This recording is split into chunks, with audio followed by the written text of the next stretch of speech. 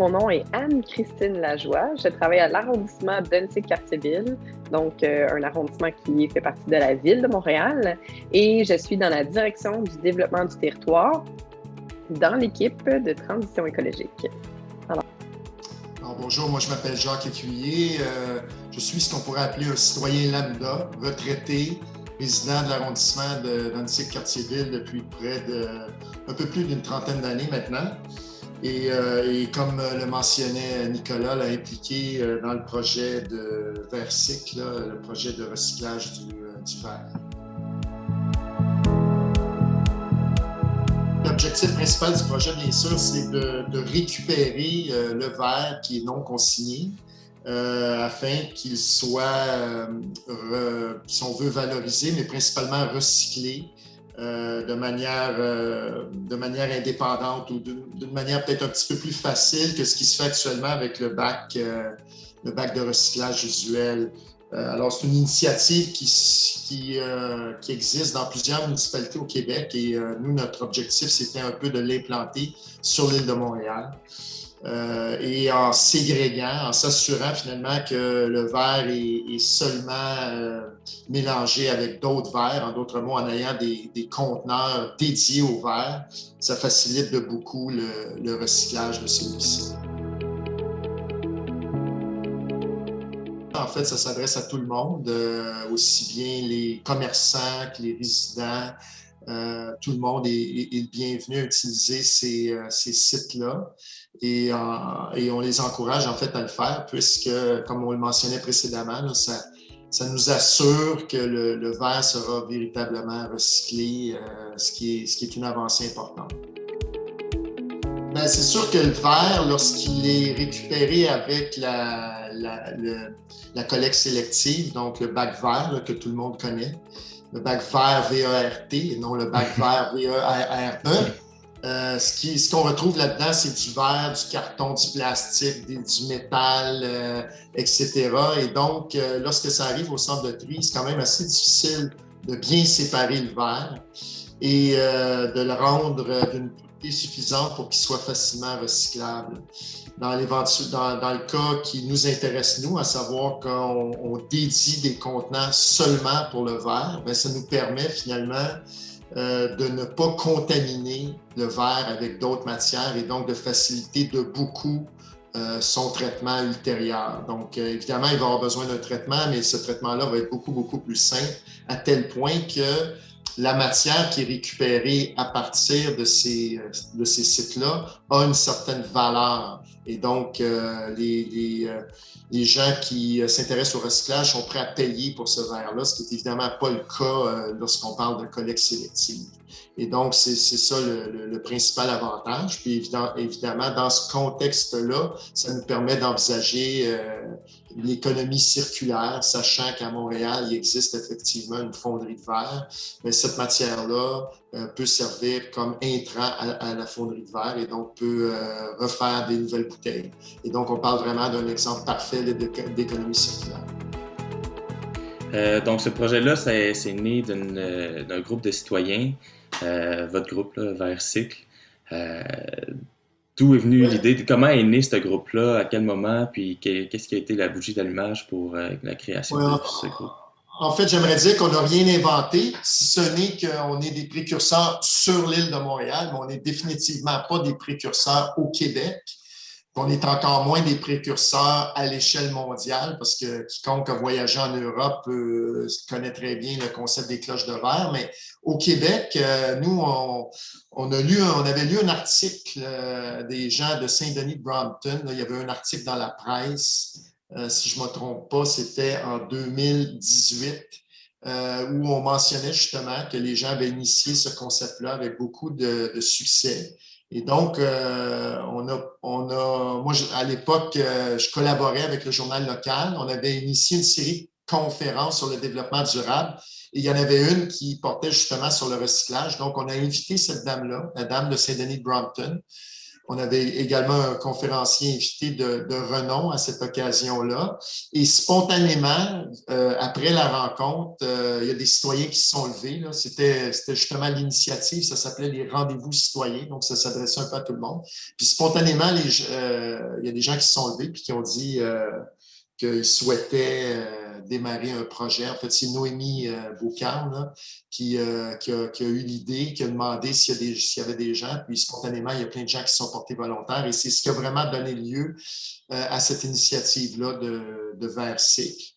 Au départ, on se disait ben, comment on va faire pour convaincre la municipalité, l'arrondissement, je devrais dire, de nous appuyer. Est-ce qu'on va avoir également l'appui des citoyens? Fait qu'on a comme un petit peu fait de travail de terrain là, derrière. Et par la suite, on s'est aperçu qu'il y avait une initiative qui s'appelait le budget participatif de la Ville de Montréal et on nous a recommandé de présenter notre projet dans le cadre du budget participatif.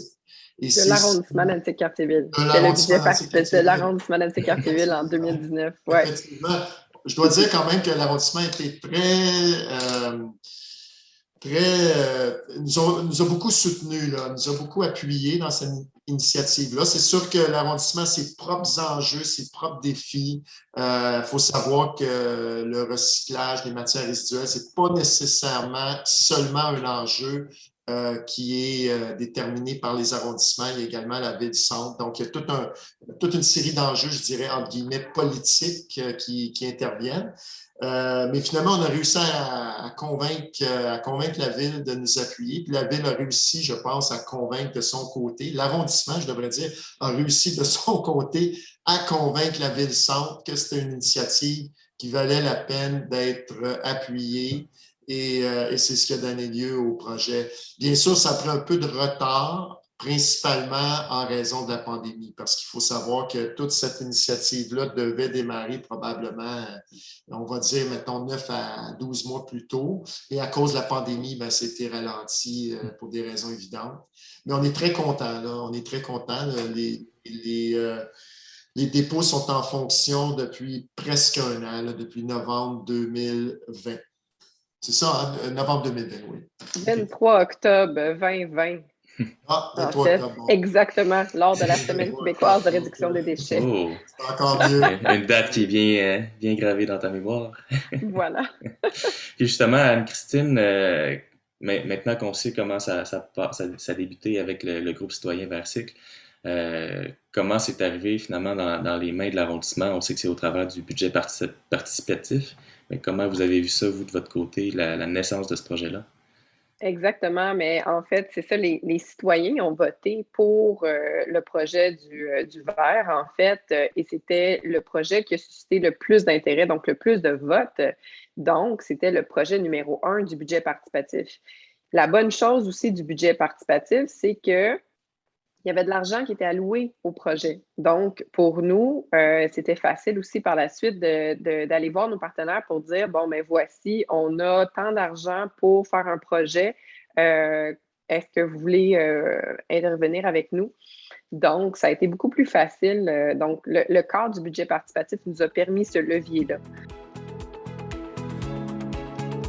Le rôle de l'arrondissement, pour revenir à ta question, Nicolas, c'était effectuer la planification, donc le suivi, l'évaluation du projet. On traite les requêtes s'il y en a, des demandes. Notre rôle, c'est d'effectuer de la collaboration avec les communications pour bien diffuser le projet. On assure une surveillance des sites en collaboration des bénévoles de VERSIC. C'est sûr qu'on regarde les niveaux pour les lever, etc. Mais c'est à peu près ça notre rôle. Donc, on est comme le gestionnaire de projet de ça. OK. Donc, les deux conteneurs sont circonscrits à Annecy-Cartierville. Donc, exact. Pourquoi est-ce qu'il a fallu impliquer la ville-centre dans le développement du projet?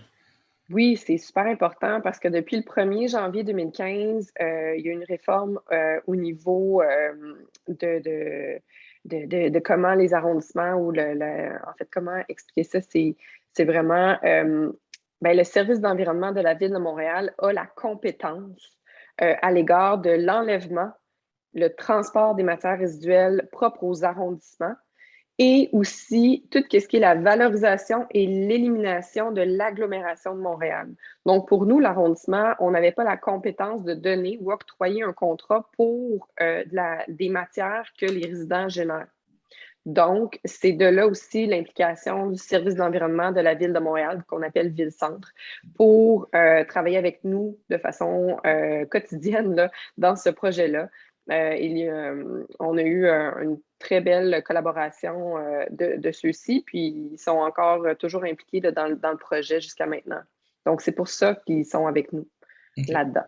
Okay. Donc, si je comprends bien, il y avait un comité de travail qui était composé de l'arrondissement, de la Ville-Centre, la Ville de Montréal, et du comité citoyen Vert-Cycle.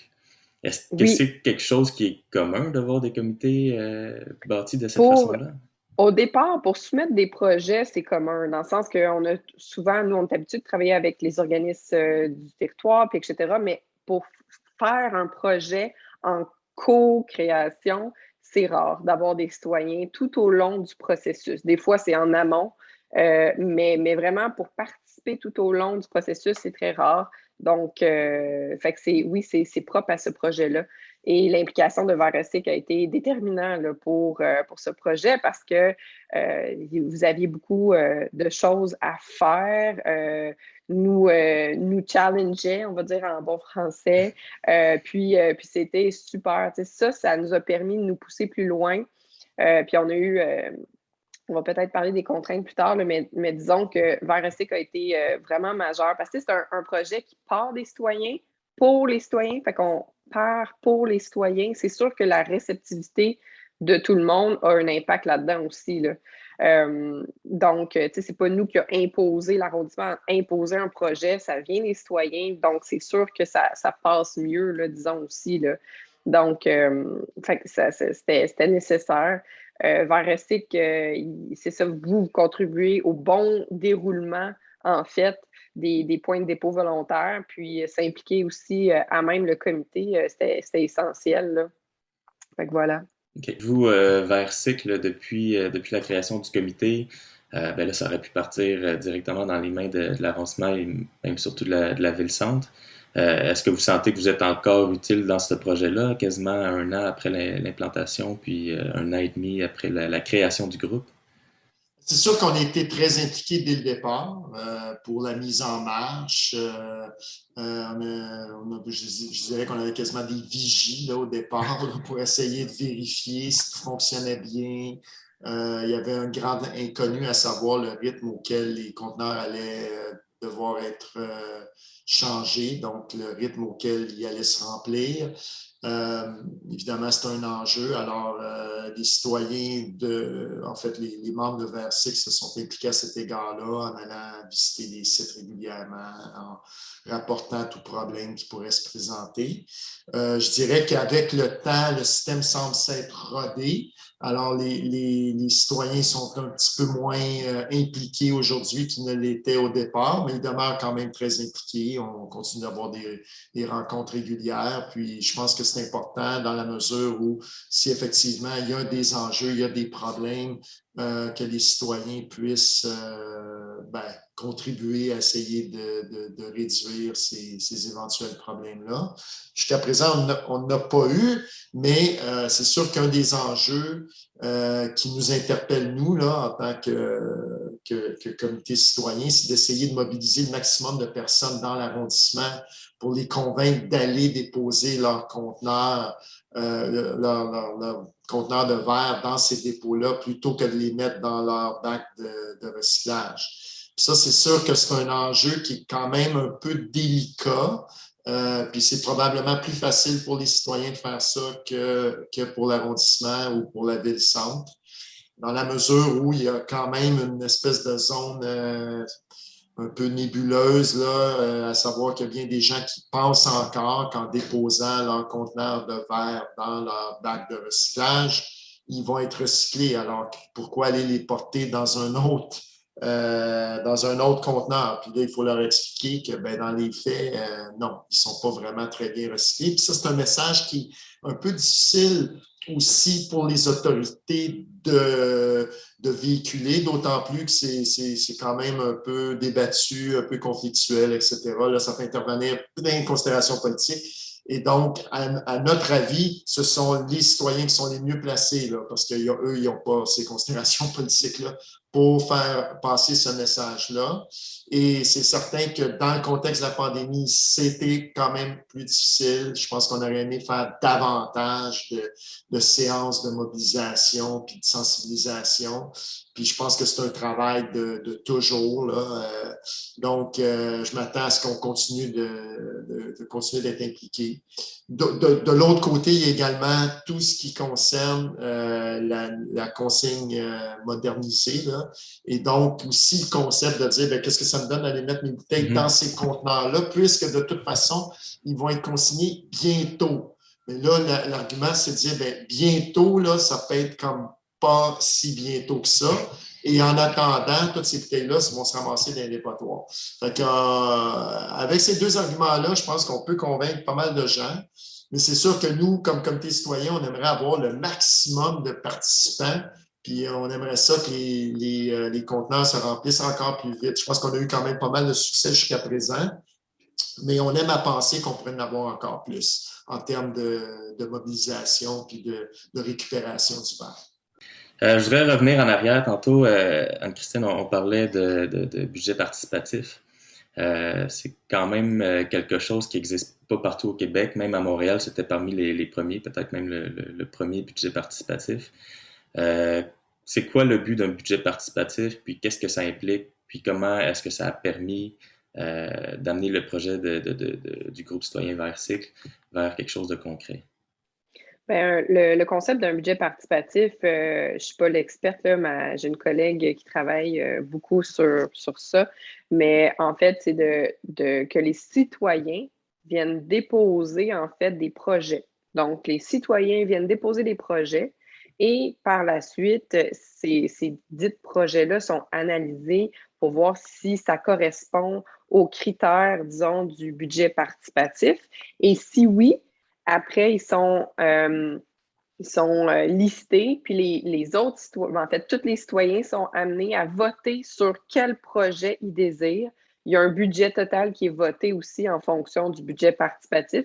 La Ville de Montréal aussi a lancé récemment aussi son budget participatif pour des gros projets, là. Mais nous, en arrondissement, donc, on avait un montant X qui était vraiment lié au projet des citoyens. Les citoyens sont venus voter là, en fonction de quel projet ils préfèrent. Puis par la suite, il y a un top 3 ou 2 en fonction des coûts. Et puis on le met en application, là. Donc, c'est ça le concept. Fait que ça vient vraiment des citoyens. C'est les projets des citoyens. Et après, les citoyens, ils votent, puis on produit des projets. Quels sont les autres projets? Je sais que ça n'aura pas de lien avec VERSYCLE, mais par curiosité, quels sont les autres projets qui ont été Il y a eu un acceptés? projet, en fait, dans notre année, là, donc en 2019, il y a eu le projet de navette sur la rivière des Prairies en bateau électrique qui n'a pas pu se faire en 2020 compte tenu de la pandémie. C'est fait cette année et c'était très, très populaire. Et l'autre projet était le prêt d'équipement en hiver, en fait. L'équipement sportif, pardon. Donc, ça s'est fait en 2020, à l'hiver 2020 et ça a été très positif aussi. Donc, le prêt d'équipement sportif et aussi navette sur la rivière des Prairies qui était dans notre année, là, donc en 2019. Retournons au projet VERSYCLE. Bon, là, il y a la ville, le centre, l'arrondissement, un de ces quartiers-villes et le groupe citoyen. Est-ce qu'il y a d'autres acteurs qui ont été impliqués dans tout ce projet-là? J'imagine Mais oui. Mais oui, mais oui. Vas-y. En fait, c'est sûr que nous, l'arrondissement, quand on a débuté le projet, on se demandait où placer les conteneurs. VERSYCLE avait déjà fait un peu de démarchage avec des propriétaires privés. Donc, nous, en fait, il y a plusieurs. Initialement, le projet était sur 4 sites, dans 4 districts, parce que l'arrondissement d'Annecy-Cartierville, on a 4 districts électoraux. Et finalement, à cause de la COVID aussi, on n'a pas pu faire le scénario de location de conteneurs. Il fallait acheter des conteneurs. Donc, on a diminué nos lieux de dépôt, en fait, à cause un peu de ça. Parce que si on avait loué, peut-être que ça aurait été moins cher. Donc, notre budget aurait été augmenté pour les levées, etc. Donc, on a 2 sites sur des propriétés privées. Donc, c'est sûr qu'il y a des ententes avec les gestionnaires immobiliers des sites qui est très important. Donc, eux, c'est des acteurs super importants. Donc, on remercie Place Fleury, qui est First Capital, et aussi Marché Central, qui est Quadreal, au niveau des gestionnaires immobiliers, parce qu'il a fallu faire des baux avec eux, parce que c'est comme de la location aussi de sites ou dans le stationnement. Donc, il y a eux. Nous, on a travaillé aussi conjointement avec les SDC du district central puis de la promenade Fleury, qui nous ont aidés surtout au niveau de la communication, du démarchage aussi, au niveau des éléments techniques dès le départ. Donc, c'est ça. Mais disons, à la Ville-Centre aussi, il y a les gestionnaires immobiliers qui ont fait aussi les liens avec les baux, avec les gestionnaires immobiliers des propriétés privées. Donc voilà, mais oui, il y a ça a des impacts un peu partout là, de ce projet-là. Parfait. Là, on parlait, c'est des conteneurs qui sont positionnés sur des terrains privés. Ailleurs au Québec, il y a quasiment 60 lieux de dépôt de récupération de verre. La plupart sont sur des terrains de la municipalité, exactement. Donc, des terrains derrière des hôtels de ville ou des trucs comme ça. Pourquoi ça a été décidé d'être mis dans ces quartiers-villes-là? Pourquoi ça a été décidé d'être mis sur des terrains privés et non pas des terrains de la ville ou de l'arrondissement? Bien, au départ, avec Varosé, qu'est-ce qu'on voulait? C'est pas nécessairement de mettre un conteneur en arrière d'un bâtiment que personne ne voit puis qui va là juste pour ça. Nous, notre objectif, c'était de diminuer aussi les gaz à effet de serre du fait que tu vas, disons, à proximité d'une SAQ, chercher ton vin et tu vas porter tes bouteilles vides et contenants alimentaires en verre vide en même temps. Donc, il y a comme on fait plusieurs choses en même temps et pas juste d'aller directement au conteneur de verre et revenir. Donc, on assume que c'est en faisant plusieurs commissions et non juste aller au conteneur de verre. Donc, c'est pour ça qu'on voulait mettre les conteneurs à proximité des SEQ et aussi à proximité de d'autres commerces pour multiplier en fait les chances de faire d'autres commissions, disons. Donc, on a visé, nous, on n'avait pas de terrain public à proximité de commerce comme ça. Donc, c'est là qu'on a choisi d'y aller avec le domaine privé ou en fait avec des propriétaires privés. Mais c'est clairement plus difficile. C'est certain que d'aller sur un domaine public, puis que ce soit proche d'une bibliothèque ou proche d'un centre culturel, quelque chose où est-ce que tu as des gens de la ville, de la municipalité qui sont là, qui transigent, ça pourrait aider de un pour la propreté, de deux pour regarder le niveau de remplissage plus facilement, tandis que nous, sont vraiment pas à proximité d'un clos de voirie ou quelque chose comme ça, par exemple. Et en ce sens-là, c'est intéressant parce que notre initiative se distingue un peu peut-être des autres dépôts volontaires dans le sens où ils sont localisés dans des zones densément peuplées. Donc, comme le mentionnait Anne-Christine, il y avait tout l'enjeu de voir jusqu'à quel point on peut intégrer ça dans le va-et-vient quotidien des gens sans qu'ils doivent, par exemple, se dire, bon, OK, là, aujourd'hui, je dois aller porter mes bouteilles à tel endroit, à l'éco-centre ou des choses comme ça.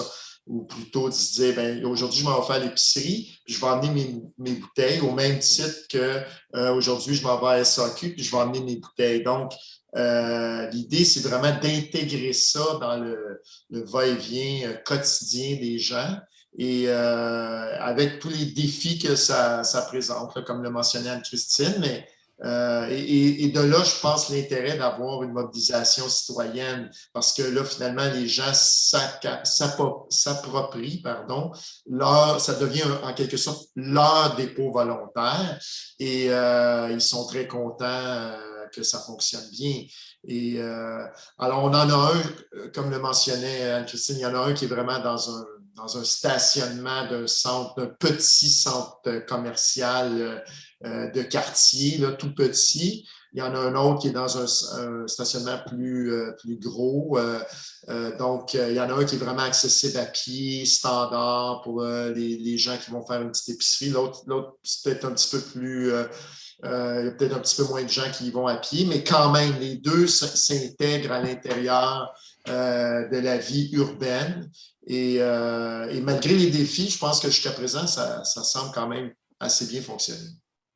Puis, parlant de défis, est-ce qu'il y a d'autres enjeux particuliers à ce projet-là, dès le début du projet jusqu'à son opéralisation maintenant? Est-ce qu'il y a des éléments qui auraient pu faire tomber ou qui auraient pu faire couler le projet?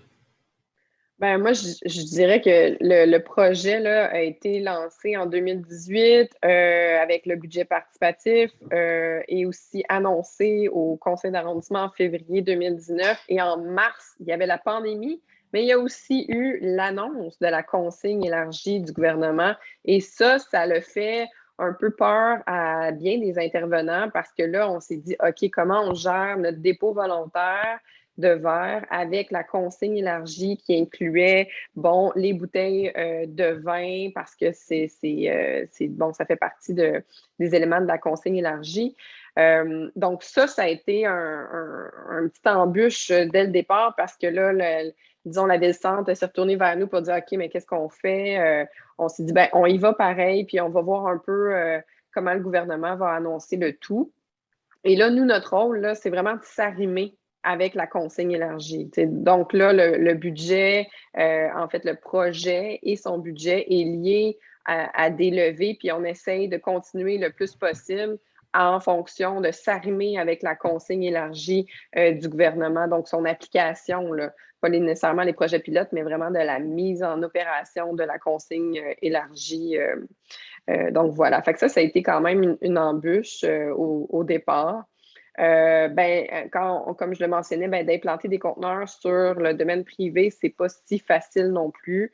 On s'entend que tu as toute la gestion de sécurité, le verre cassé, d'assurer un entretien aussi des sites. Ça a fait peur à plusieurs. Puis finalement, c'est sûr que plus de citoyens, plus de gens qui veulent participer au projet, s'assure aussi de son entretien, etc.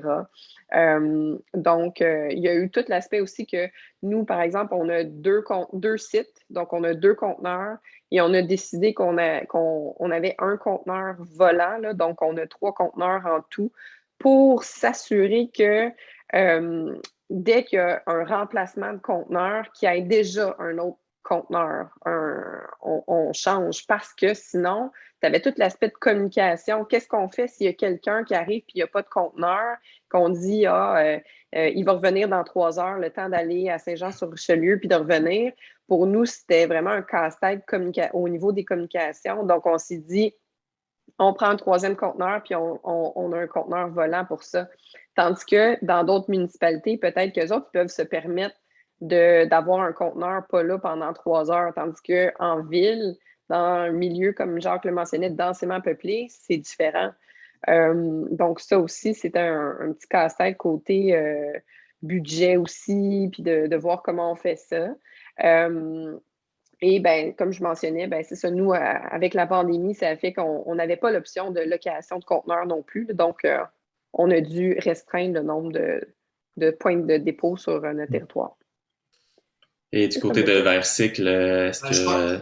Je pense que tout ce que Anne-Christine mentionne est exact, bien sûr, mais je dirais qu'il y a une multitude d'enjeux auxquels on a eu à faire face, là, ne serait-ce que des considérations purement politiques, là, à savoir, on a déjà la collecte sélective. Pourquoi qu'on a besoin de dépôt volontaire pour le verre.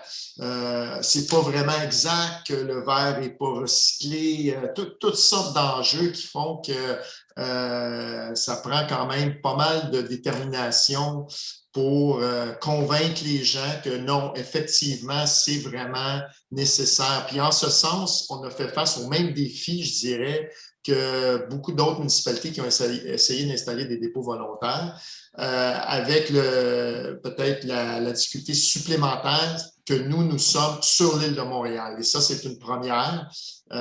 Et qu'à partir du moment où on installe des dépôts volontaires sur l'île de Montréal, ben là, ça pourrait provoquer des changements quand même assez importants au niveau éventuellement de la collecte sélective. Puis là, il y a d'autres enjeux là, qui peuvent intervenir. Tout ça, ça fait en sorte qu'il a fallu quand même travailler très fort. Ceci étant dit, moi, j'aimerais rajouter quand même que notre méthode de récupération du verre est une méthode extrêmement efficace et extrêmement peu coûteuse. Et je pense que ça, c'est un enjeu là, qui est souvent, qui n'est pas souvent mentionné, mais le coût associé avec notre initiative est considérablement moindre que le coût associé avec, par exemple, la collecte sélective et un tri par la suite du verre récupéré. Donc, il y a quand même pas mal d'avantages. En fait, c'est ce que nous, on croit, là. Et donc, je pense que ça permet, c'est une initiative au même titre que les autres dépôts volontaires qui vont permettre de donner d'autres solutions éventuellement pour la consigne élargie. Parce que comme le mentionne Anne-Christine, éventuellement, il va falloir que ça s'arrime avec la consigne élargie. Mais si on arrive à démontrer qu'effectivement, cette méthode-là est plus économique et est très efficace, bien, peut-être qu'elle va perdurer là, et qu'il y aura moyen finalement de l'intégrer à l'intérieur de la consigne élargie en raison de ses avantages inhérents. Puis nous, on demeure convaincus que le citoyen lambda a un rôle à jouer là-dedans. L'environnement, ça concerne tout le monde. Ça ne concerne pas seulement les gouvernements. Et donc, il faut impliquer tout le monde. Et c'est un peu le sens de notre initiative. Super. Maintenant, du côté de ce qui a aidé le projet, on a parlé de ce qui aurait pu le faire tomber.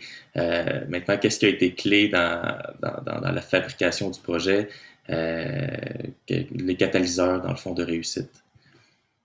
Tu peux commencer peut-être, Anne-Christine?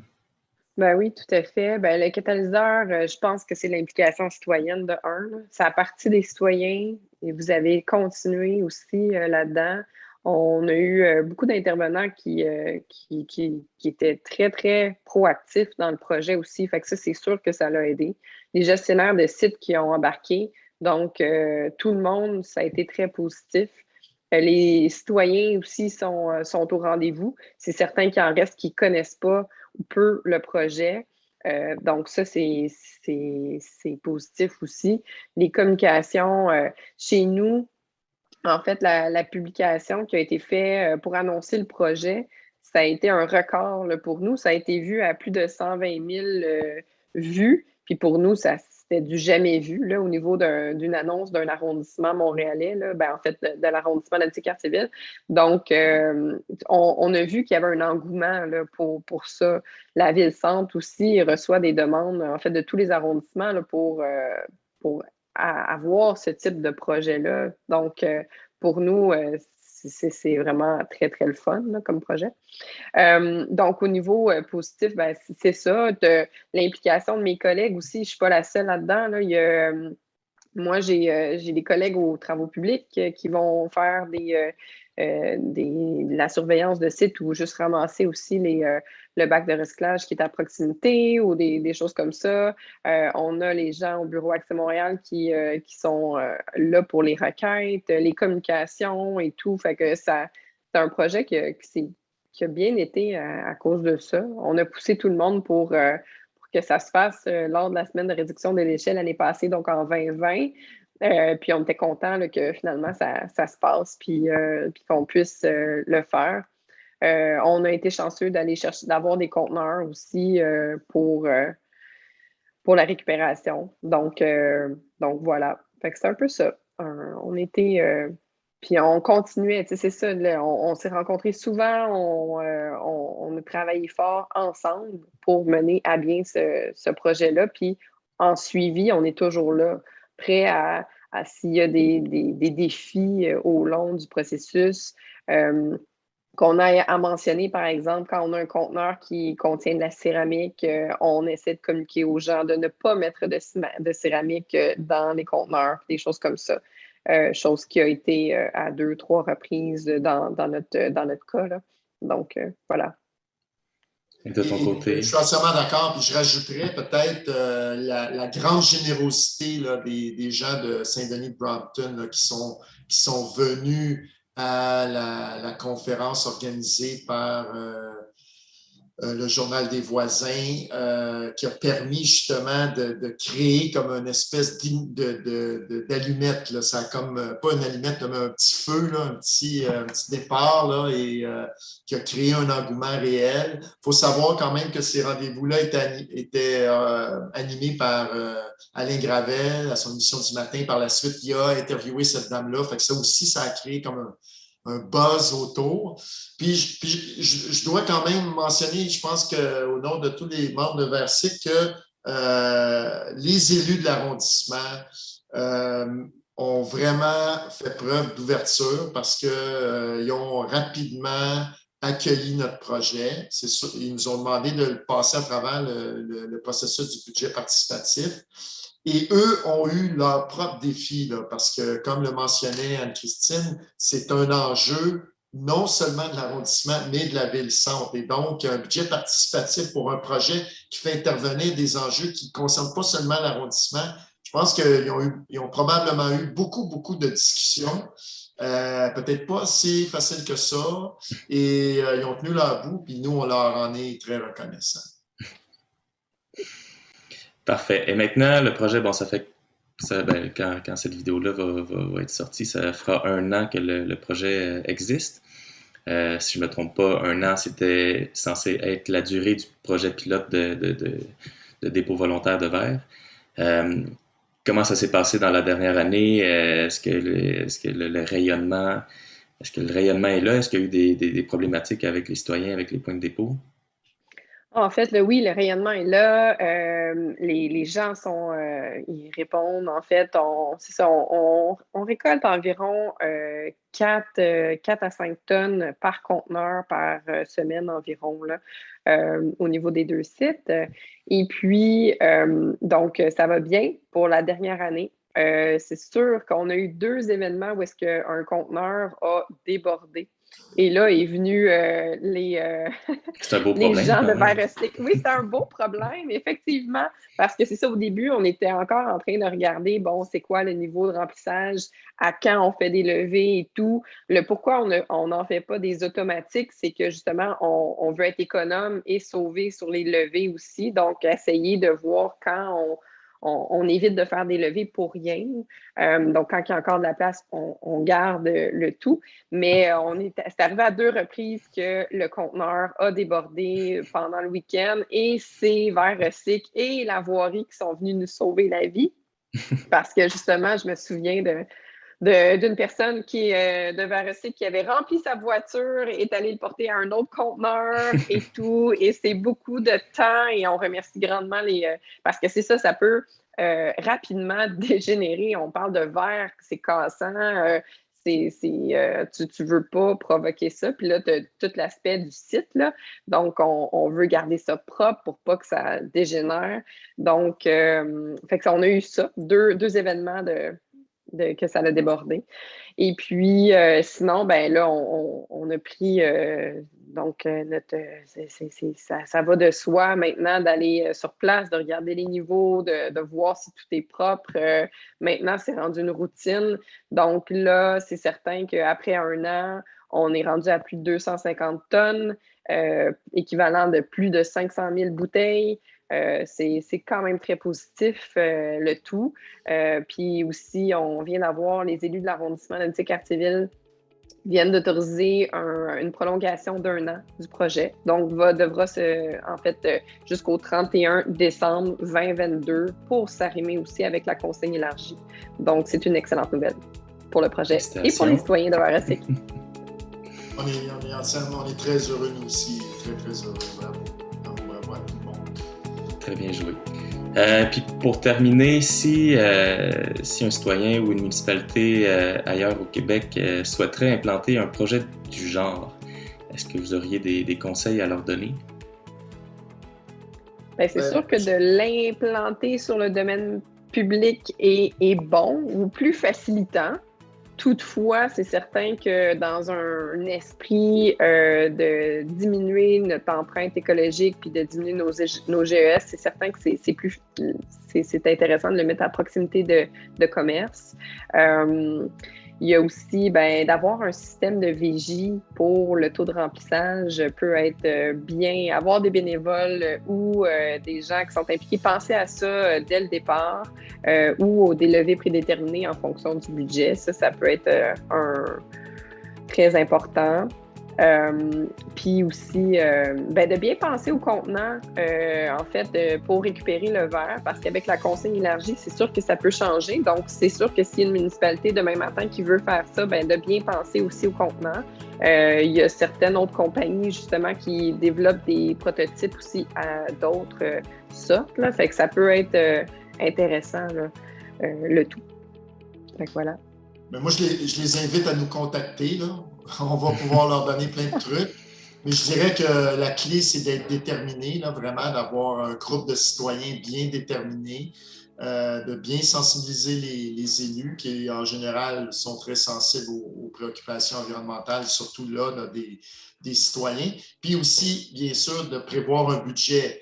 On était approché par différentes personnes qui se disaient, écoute, on n'a pas vraiment de budget. C'est sûr que si vous n'avez pas de budget, il va falloir aller chercher l'argent quelque part. Ce n'est pas une activité qui, pour l'instant, est en mesure de s'autosuffire, dans le sens où ça coûte un peu plus cher à opérer que de rien faire, là, si on veut, que de mettre ça dans la collecte sélective, par exemple. Et donc, il faut prévoir un budget. Mais je pense qu'il y a moyen de montrer que dans les faits, si on implante cette méthode-là à l'échelle du Québec, il va y avoir des économies possibles pour tout le monde. Mais pour des projets pilotes, bien sûr, ça prend un budget. Et c'est pas énorme, mais il faut le prévoir d'emblée.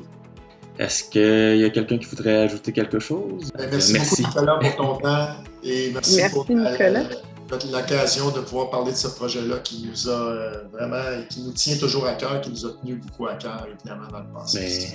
Merci à vous pour votre temps, puis merci à tous ceux, en fait, qui implantent des projets du genre au Québec. Là, on disait tantôt qu'il y en avait quasiment, peut-être même plus qu'une 60aine. Celui de Montréal est unique en ce sens que c'est dans un lieu densément peuplé. Maintenant, il y a aussi à Longueuil où il y en a, où c'est relativement assez dense. Donc, félicitations à tout le monde. Puis on remercie les bénévoles qui sont impliqués. Vraiment, là. Donc, merci à Varasic. Merci à tous ceux qui font partie du projet, les gestionnaires des sites et tout, surtout chez nous. Mais merci à tous ceux qui s'impliquent à travers le Québec pour ça. Oui, merci.